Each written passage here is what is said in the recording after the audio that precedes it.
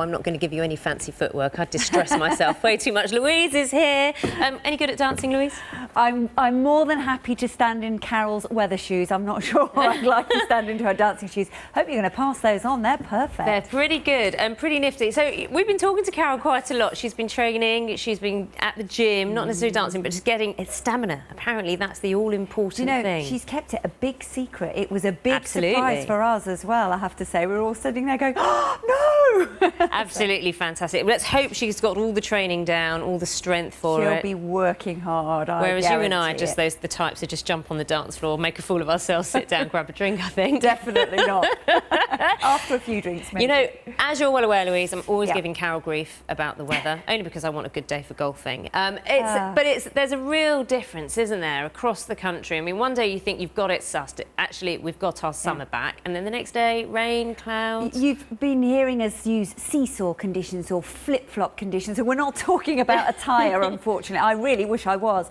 But these have been the kind of conditions that we've been seeing, haven't we, Naga? Lots of sunny spells one day, and then the next day, as you say, you could be out trying to play golf or take the kids onto the beach, and it's all changed again. It's been probably quite disappointing, I think, probably because most people want some decent, settled summer. Especially after July, which was really wet, wasn't it? And you kind of think August, we're getting in there, and now people are just hopeful of talking of an Indian summer, but I'm not going to. I'm not going to bully you into. I won't. Next week, maybe. Thanks, but this is the problem we have, and the contrast between the country as well. I've done a lot of travelling up and up and down the country, and there can be a 10, 15 degree contrast in temperatures. I mean, I was talking to a friend of mine in Scotland. She said, "When are we going to get a summer?" I mean, in some places in Scotland, it's been one of the worst summers since 1985, and actually in the southeast. Sorry to show that contrast again, but we've been reasonably lucky with it. And actually, just take a look at what's going to happen the next couple of days. This illustrates. I mean, that's ridiculous. That looks like you. Well, I just mean. I'm not coming back again.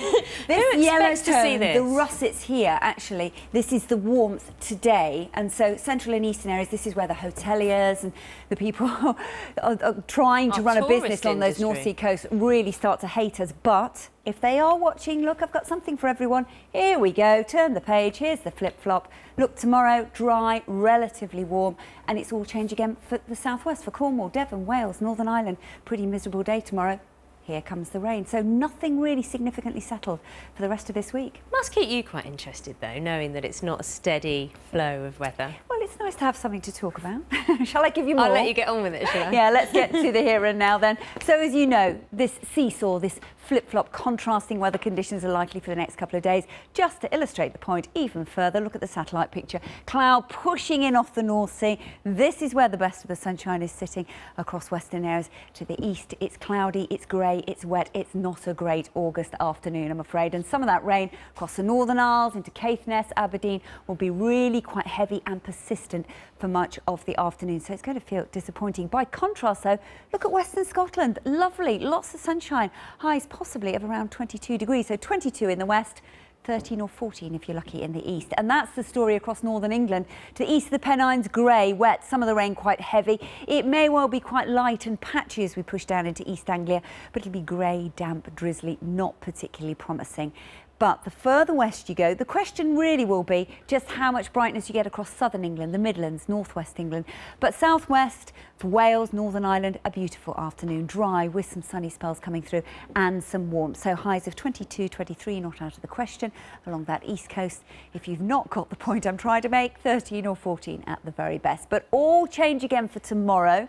The weather front that's been producing the rain today, just still giving some drizzle in the far northeast, but more of a significant front brings yet more wet and windy weather into Northern Ireland, Wales, southwest England. So here disappointing, but we keep some sunshine and some warmth into East Anglia and southeast England. So we could see temperatures again 22, 23 degrees.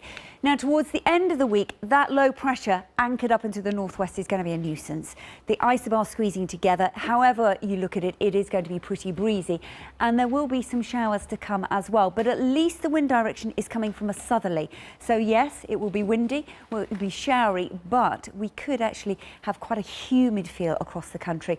Cloud amounts are going to be difficult through Thursday into Friday. Keep watching the weather forecast if you want further updates. Of course, we'll have more, and I'm sure I will give you the details later on this afternoon on the news channel.